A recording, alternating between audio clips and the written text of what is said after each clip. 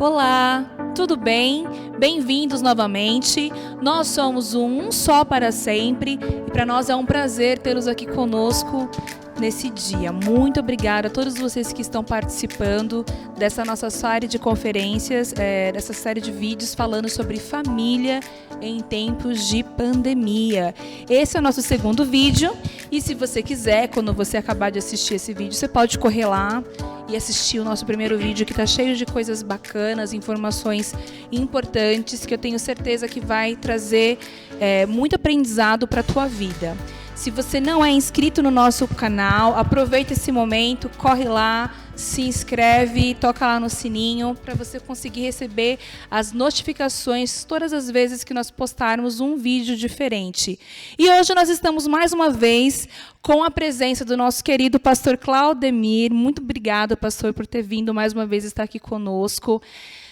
O pastor é autor dos livros Família, um Projeto de Deus e Como Criar Filhos Vitoriosos. E se você quiser adquirir um desses livros, olha, gostei do que vocês estão falando, do conteúdo, e quiserem aprender um pouco mais, na descrição desse vídeo vai ter os links para que vocês possam adquirir os livros do pastor Claudemir, prestigiar o trabalho dele e conhecer um pouco mais, aprender um pouco mais sobre esses temas que é tão relevante nas nossas vidas, principalmente nesse tempo que nós temos vivido, não é mesmo, pastor? Um tempo tão conturbado, em que as famílias têm invertido muitas vezes os papéis e que muitas vezes os valores que são errados são os valores que nós temos trazido para dentro da nossa família. Obrigado de novo pela sua presença, pastor. Olá a todos, eu que agradeço aí mais uma vez o convite de podermos estar, mais uma semana juntos para podermos aqui conversarmos, não é nem debater, conversar a respeito desse tema tão maravilhoso e tão infinito que é o tema da família. Ainda que alguns o julguem desnecessário, mas entendemos que família é um projeto de Deus, né? E é interessante saber que o homem, ele nasce sempre tendo dúvidas. É um princípio, inclusive, da filosofia, né? Quem sou eu, de onde eu vim e para onde vou?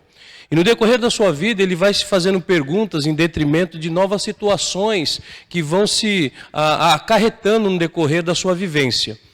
E é interessante que quando começou a pandemia, as pessoas voltaram a fazer perguntas novamente a respeito da pandemia. Poxa vida, de onde veio e tal, aquele negócio todo. E as perguntas, elas começaram a se avolumar no tocante à questão da família, no tocante à questão dos filhos, no tocante ao convívio social, no tocante à questão de filhos, de relacionamentos, no tocante a questões de igreja, como nós, como cristãos, como isso, de certo modo, fez uma diferença, né, nas nossas vidas, tanto que nós estamos buscando sempre pensar em como será a igreja também, né? A igreja, né? E como, de certo modo, isso tem afetado a igreja, que, consequentemente, também tem afetado famílias. E hoje nós podemos estar conversando a respeito de que os aspectos negativos da pandemia, né? E também explorar o que poucos têm feito do aspecto positivo. Porque muitas pessoas têm apenas olhado as dificuldades, né? As lutas, as adversidades, e se esquece de que Jesus, uma vez ele disse que no mundo nós teríamos aflições, né? E as pessoas só falam, pô, bem que Jesus avisou que no mundo eu teria as aflições. Muito bem, só que ele diz que que ele venceu, que nós venceríamos, né? E ele fala o quê? Que vocês tenham ânimo. A animosidade é o que nos ajuda a passar pelas adversidades, porque o ânimo, o que é o ânimo? Ânimo é o agente ativador do ser. Nós estamos vivos por quê? Porque o ânimo de vida, o fôlego de vida, que é essa animosidade que nós temos, nos mantém de pé. Coloca em nós desejo pela vida, coloca em nós sentido de vida. E nós temos visto que as pessoas esqueceram esse trecho da palavra, né? Da palavra de Jesus. Quando ele fala, ó, no mundo tereis aflições, ponto. Aí muitos estão aí. Parte do tem de bom ânimo, todo mundo esqueceu. Não, a parte do tem de bom ânimo e do que eu venci, vocês vão vencer também. As pessoas colocaram aí de lado. Empurra para debaixo do tapete. Empurraram para debaixo do tapete. E aí o que acontece? Estão explorando muito, obviamente, a gente não pode aqui fechar os olhos e dizer de como isso nos afetou negativamente. Que nem eu tenho empresa, né? Então eu trabalho na área gráfica, na área editorial, e isso, a minha área de trabalho, ela foi afetada em mais de 70%, né? Em mais de 70%. Então, quer dizer, a gente teve que se reinventar com trabalhos, a gente teve que, tanto que, onde eu tenho lá minha empresa, eu vendi mais de 50% das minhas máquinas. Eu vendi, entendeu? Porque nos meses que não tinha dinheiro, eu tinha que pagar a conta. Então, como que eu vou pagar a conta? Então, é reinventar. Agora, isso é reclamação? Não. Puxa vida, louvado seja Deus que preparou as pessoas, que compraram, que tinham dinheiro e puderam fazer isso. Então, né? Mas tem pessoas que se apegam a isso, tem pessoas que a vida delas é em detrimento a isso. E aí é que está um grande erro. Um grande erro. Então, nós podemos aqui salientar algumas coisas aqui, principalmente na família, que é o nosso foco aqui, por exemplo, tá? Quais são os aspectos negativos dessa pandemia dentro das casas, no seio familiar? Como nós começamos a ficar mais junto dos nossos cônjuges, nós começamos a descobrir o quê? Novos defeitos nos nossos cônjuges. Né? Então você vai descobrindo novos defeitos, né? E se você não sabe como lidar com esses novos defeitos, né? E aí eu pego lá o texto de 1 Pedro 3,7, quando ele fala assim que nós devemos viver a vida comum do lar. Quando você pega a terminologia, a etimologia da palavra comum do lar no grego, quer dizer viver a vida como um no lar. E a situação, a dificuldade, os problemas vêm por quê? Porque as pessoas não conseguem se ver, muitos esposos e esposas não conseguem se ver os dois como um. Mesmo que quando casaram, mesmo que aprenderam na igreja, né? Eu fiz parte, eu fui do exército, né? E no exército o que a gente aprendia? O bom soldado, ele não é forjado dentro do quartel. O bom soldado, ele é forjado aonde? No campo de batalha. Onde é que nós vamos aprender realmente o que é a vida comum, viver comum dentro de casa? É na adversidade. E a pandemia, ela veio para nos apresentar a oportunidade de experimentarmos isso. Né? Viver essa vida comum, de olhar para minha esposa, de olhar que descobrir nela defeitos que anteriormente eu não conhecia e saber que isso nos torna ainda mais próximos um do outro. Porque o fato de você conhecer um defeito não significa algo pejorativo, significa que o grau de intimidade de vocês aumentaram a ponto de vocês enxergarem isso. Entendeu? E as pessoas não conseguem ter esta visão, né, de que, olha, esse defeito que eu não via porque não estavam tanto tempo junto, não viam porque não se relacionavam dessa forma. É aquilo que eu disse na semana passada, nós precisamos amar o nosso cônjuge a ponto da convivência. A ponto de podermos estar juntos, a ponto de dizer, olha, você com os seus defeitos, você com as suas qualidades, você me completa. Por quê? Porque da mesma forma, o outro lado, né, eu tenho certeza que a minha esposa descobriu defeitos em mim que anteriormente ela não conhecia. Né, e nós temos 30 anos de casados e mais quase 3 entre namoro e casamento. Então, nós nos conhecemos em 1988. 3 de julho, para ser mais exato, né? E tal. Boa memória, hein? A Patrícia, que é sua esposa, vai ficar feliz com isso, que lembra os detalhes. Aí de mim se não lembrar. Entendi. Aí de mim se não lembrar, né? E é interessante que por conta dessas novas descobertas, o que acontece? O pavio ficou mais curto também. E por que o pavio ficou mais curto? Porque em alguns lares, né, entrou o desemprego. Em alguns lares entrou a falta de grana, faltou dinheiro. Né? Em alguns lares, por conta desta falta de dinheiro e tal, veio o quê? Veio o desacato. Né? Porque quando se tem uma dificuldade, através da dificuldade vem o quê? Uma cobrança. A questão é que muitos não conseguiram superar essas cobranças nesse tempo de pandemia. É por isso que, infelizmente, o número de divórcios, tanto no meio secular e, infelizmente, dentro das igrejas, aconteceram de maneira assim exorbitante. Né? Então, por quê? Então, são pontos negativos, né? Isso gerou divórcios e tal. Mas existe também algo que nós precisamos explorar desse período. Né? Que são o quê? Como que eu posso, então, enxergar coisas positivas na pandemia? Puxa vida, então já que com a pandemia veio o aumento da convivência, como que eu posso, de certo modo, explorar esse aumento da convivência? é poder orar mais juntos. Porque, como eu disse anteriormente, o soldado ele é forjado no campo de batalha. Se nós estamos passando por uma dificuldade, uma deficiência de ordem mundial, como cristão, eu não deveria que seria um dever, mas seria uma obrigação que orar. Em vez de eu falar, eu vou orar, eu vou clamar a Deus em prol da minha casa, eu vou clamar a Deus em prol da minha família, eu vou clamar a Deus em prol da minha situação, né? E confiar que Deus vai fazer alguma coisa. Algumas famílias aqui na nossa igreja relatam, às vezes, que tem um pouco de dificuldade de preparar e trabalhar essa questão do culto doméstico, né, do momento devocional em família.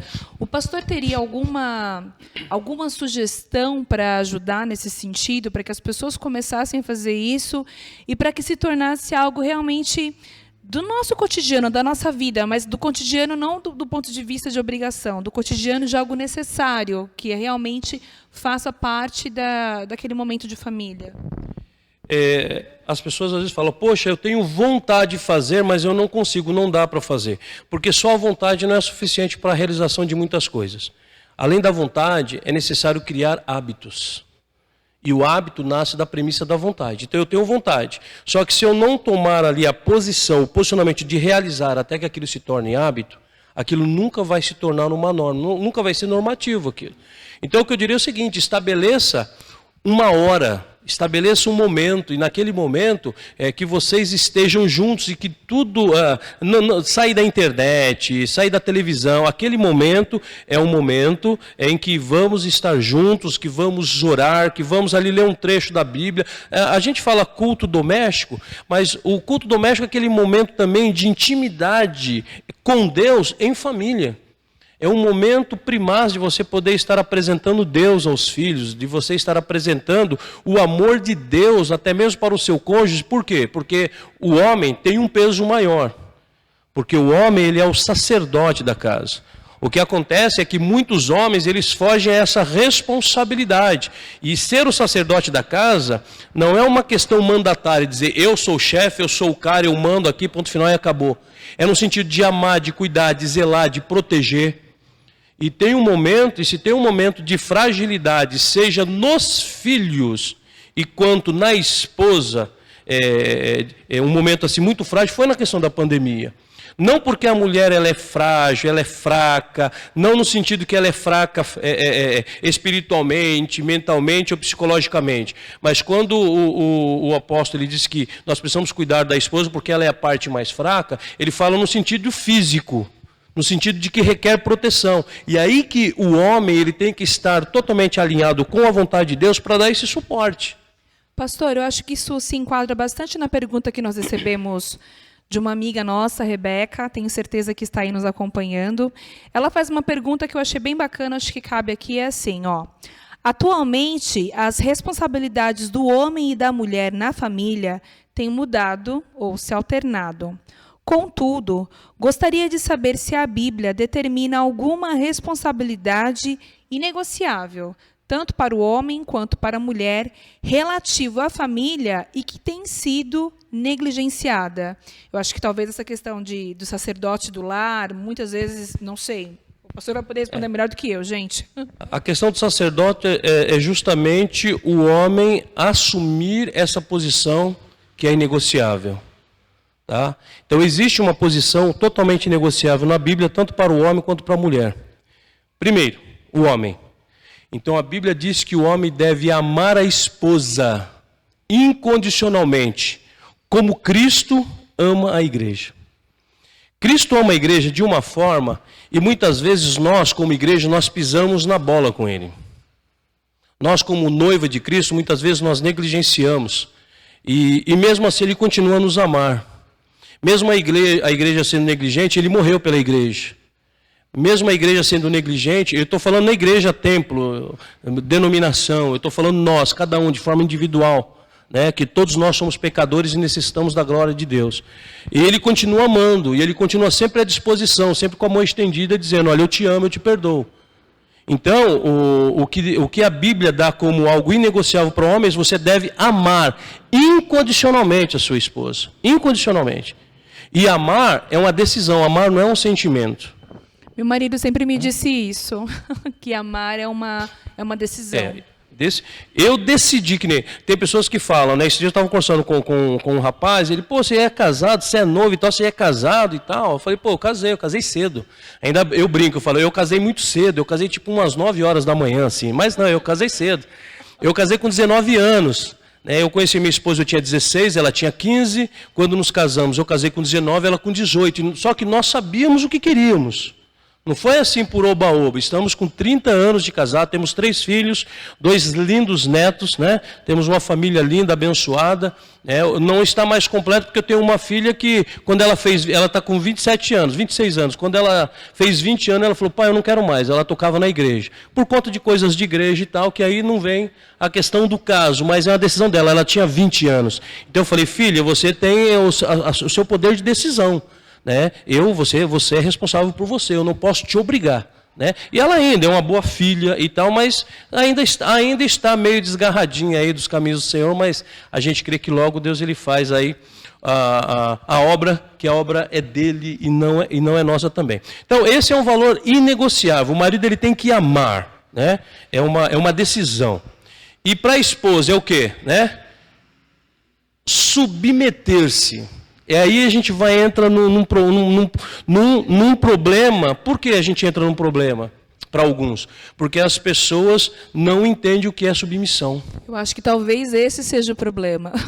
E o que seria então submeter-se? Quando você pega a palavra submissão, submissão, debaixo de, é você entender que Deus deu uma missão para o teu marido. E qual é a missão do teu marido que é inegociável? Pô, meu marido ele tem que me amar incondicionalmente a ponto de dar a vida dele por mim. Então eu tenho que ajudar, eu tenho que ser uma facilitadora da missão dele. Submissão é estar debaixo da mesma missão. É diferente do que as pessoas compreendem, infelizmente, eu não vou falar sobre isso aqui, que existe a questão do feminismo, do machismo e tal, que está bem intrínseco dentro das igrejas, né, e não tem servido de forma positiva, até a questão feminista dentro da igreja. Né? Então, porque as pessoas falam, olha, a Bíblia está sendo machista, então Deus ele é machista, Paulo é machista, nós somos machistas, porque fala que o homem deve amar incondicionalmente e a mulher deve ser submissa. Mas o que é essa submissão? É entender essa missão e facilitar essa missão. Agora, você consegue ser submissa sem amar? Não. Você não consegue. Entendeu? Então a mulher é o que? Ela é entender essa missão de Deus, ela se submeter no sentido de, olha, o meu marido está aqui para me amar, para cuidar de mim, para me proteger, tá? Para cuidar dos nossos filhos, entendeu? E você é o que? Qual é o resultado disso? Você ama. Porque a submissão é um ato de amor. Entendeu? Não é ser capacho, não é, vem aqui, tira meu sapato, não sei o quê. Não, a gente está falando disso. A gente está falando disso. Casamento, gente, a gente precisa entender que casamento é uma parceria, tá? Casamento é uma parceria, onde cada um tem a sua função. Agora, o princípio inegociável são esses. Maridos que não entendem que tem que amar a mulher de forma incondicional e a mulher que não, eu sou assim mesmo, não, se ele quiser, poxa vida, não é isso. E sabe o que acaba acontecendo? Vira uma queda de braço. E o lar, a casa não é isso. Quando cada um entende qual é a sua função, as coisas vão fluir. Por quê? Porque Deus estará presente. Quando há essa dificuldade, entendeu? Então ali está detectado que Deus não faz parte disso. A conjunção que há ali é apenas carnal e emocional, é física, não é espiritual. Eles não entenderam o que é os dois serem um, porque quando nós entendemos que os dois são um, aí o negócio muda. Entendeu? E aí fica mais fácil da mulher entender o que é submissão, fica mais fácil do homem saber, né? Porque muitos, aí o homem não vai dizer, poxa vida, essa é a cruz que eu carrego. Não é a cruz, não. Né? Jamais eu vou dizer para minha esposa que ela é minha cruz. E se for uma cruz, é uma cruz deliciosa, eu amo carregar essa cruz. Né? Então é o seguinte, agora o que as pessoas não entendem é isso, entendeu? Começa a trazer de forma pejorativa, de forma negativa, começa a amaldiçoar aquilo que Deus abençoou. E o casamento, ele é sacro, é sagrado. Deus abençoou o casamento, ele participou, ele fez, ele realizou o primeiro casamento.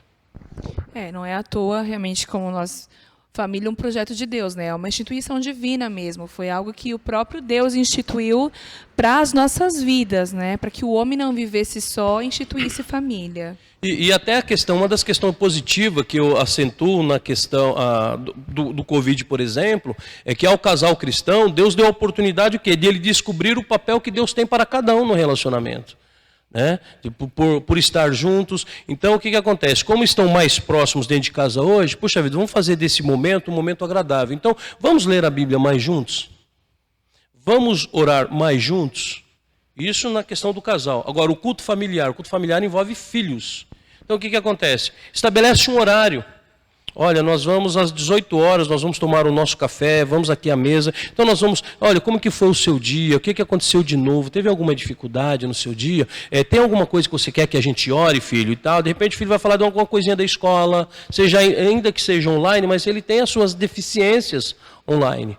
Né? Então a esposa poder se abrir, é um momento onde verdadeiramente Deus ele tem que se fazer presente no lar. Então o culto doméstico ele é importante por conta disso. Eu vi um tempo atrás um vídeo falando sobre filhos, sobre a questão de diálogo com filhos, e uma das coisas que a pessoa, né, que o palestrante expunha era justamente a respeito disso, que não adianta a gente querer cobrar dos nossos filhos, depois que eles são adolescentes ou adultos, que eles tenham um diálogo conosco, se enquanto crianças nós não proporcionamos para eles momentos em que eles aprendam a se comunicar conosco, né? Então, eu acredito que muitas vezes isso acontece, o casal não consegue se comunicar, e, por consequência, não consegue ter esse momento e, por consequência, também não transmite isso para os filhos. E depois eles cobram dos filhos essas questões de que os filhos não conversam, de que têm dificuldade de relacionamento, quando, na realidade, é algo que nunca foi feito dentro do lar. E lembrando, nós falamos na semana passada, né? Filhos, nós não somos professores, falamos, inclusive, um pouco sobre a diferença. Nós somos discipuladores dos nossos filhos. Sim. Então, o discípulo é aquele que gera a vontade no seu discipulado de ser ou igual a ele ou de seguir aquilo que ele segue. Entendeu? Tanto que o Paulo, em Efésios 5, ele vai falar, acho que no verso 34, ele vai dar um recado bem bacana para os pais. Vós, pais, não provoquei vossos filhos a ira. Né?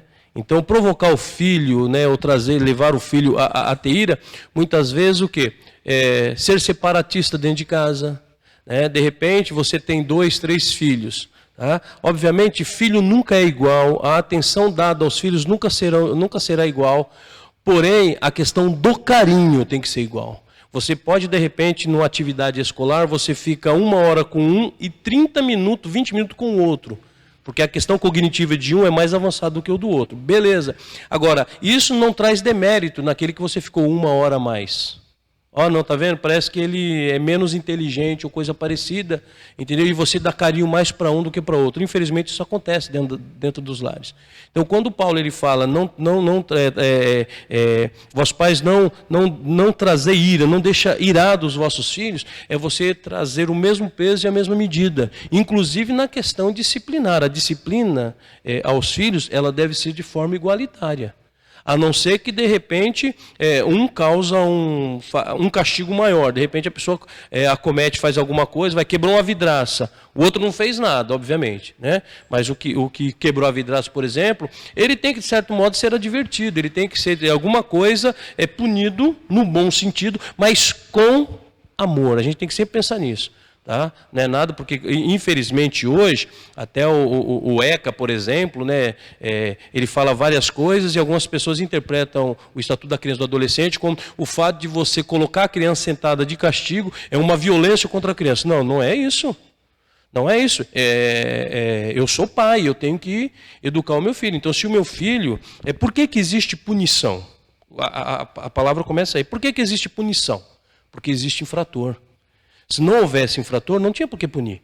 Até porque Deus nos ama e quando nós também erramos, Ele também nos adverte, também nos pune, justamente porque Ele nos ama, né? Exatamente. Justamente por isso. E Provérbios tem lá os textos que falam que a gente tem que educar a criança com vara e tal. E tem crente até que fica escandalizado. Nossa, como a Bíblia pode falar que a gente tem que usar a vara? Espera aí. A vara... nós somos um povo do Ocidente. A tradução nossa de Bíblia, ela é feita por um português chamado João Ferreira de Almeida. Tá? Quando você vai na etimologia, na palavra hebraica que foi traduzida a palavra por vara, lá não está escrito algo para bater. Lá está significando o quê? Uma punição. Você tem que punir, você tem que castigar. Não significa necessariamente bater. Né? Não significa. E as pessoas, nossa, porque eles pegam, a gente chama isso na teologia de fundamentalista. Não, porque está dizendo que tem que pegar a vara, não. Você tem que entender o sentido verdadeiro do texto. E aí você vai compreender, poxa, a minha Bíblia foi escrita por um português, João Ferreira de Almeida, então a melhor palavra para compreensão na época em que foi escrito esse texto foi vara, porque a vara é sinônimo de correção. Sinônimo de correção. Tá? Então as pessoas elas se apegam muito a isso. Então não significa que todo momento você tem que bater. Não estamos dizendo isso. Mas que você tem que corrigir. A disciplina é correção.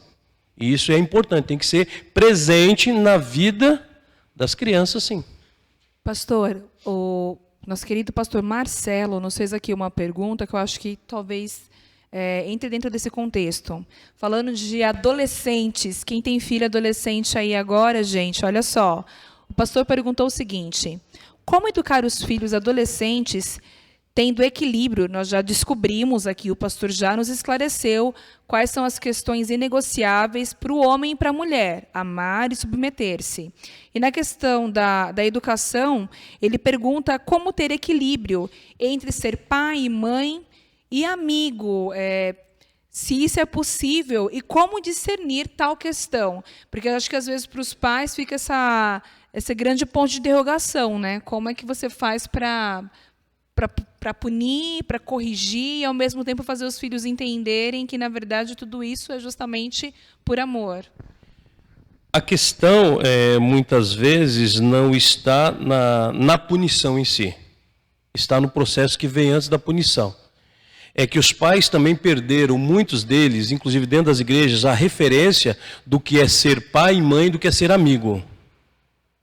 Tá? Porque eles misturam. O fato acha que ser pai é ser mais duro, ser pai é ser mais ríspido, aí o amigo é aquele que passa a mão na cabeça e tal. Totalmente errado isso. Mas é a percepção que muitos têm. Tá? Então, muitas vezes eu falei isso para meus filhos, falei, eu sou o pai de vocês. Entendeu?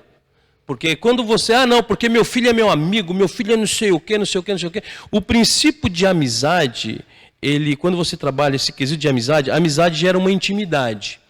A intimidade gera uma liberdade. Tá? E a liberdade, se não ser bem administrada, ela vai cair para um lado de libertinagem, que é a ausência do respeito. Então, se o pai não é meu amigo, meu filho é meu amigo e tal, e vai dando corda para o filho, a hora que ele tiver que agir como pai, o filho não vai aceitar. E é onde vai ter as áreas de conflito, principalmente na questão da adolescência, que é a área da formação, que é aquela coisa que o corpo está mudando e tal, os hormônios estão à flor da pele, aquele negócio.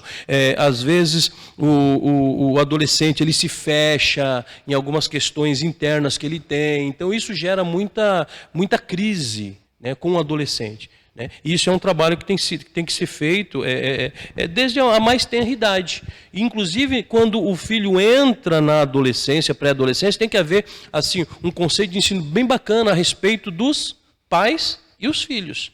Não é deixar para a igreja fazer esse tipo de serviço. Né? Porque muitas vezes falam, não, meu filho está na igreja lá, a igreja que cuida. Não, isso é princípio educativo.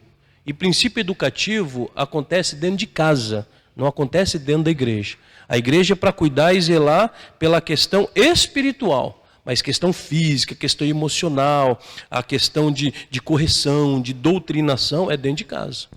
E eu acho que, levando isso em consideração, e até os aspectos positivos que o pastor mencionou, talvez seja uma forma, né, durante esse período de pandemia, das famílias se aproximarem. Né? As pessoas não podem sair, tem que ficar todo mundo dentro de casa. Então, talvez seja uma maneira, inclusive, dos pais tentarem se aproximar dos seus filhos, também adolescentes, muitas vezes, desintocarem eles ali dos seus quartos e participarem, né? Ter aquele momento realmente com os seus filhos, aquele contato, de fato, que eles sentem também falta. Né? Exato. Ter uma participação ativa na vida dos filhos. né? Não apenas para correção, é a vivência do lar.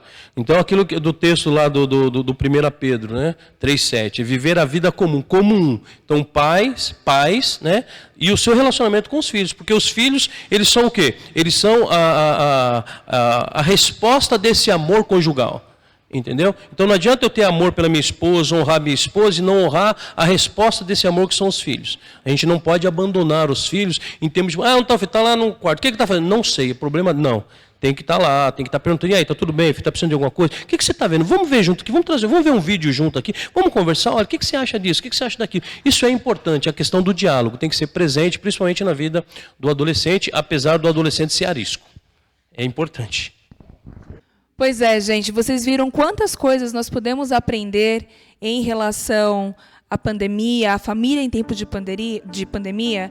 Tem muitos aspectos negativos, de fato, mas tem muitos aspectos positivos também que nós podemos tentar explorar. Passar mais tempo com a família, realmente fazer o culto doméstico, muitas coisas que nós podemos aprender.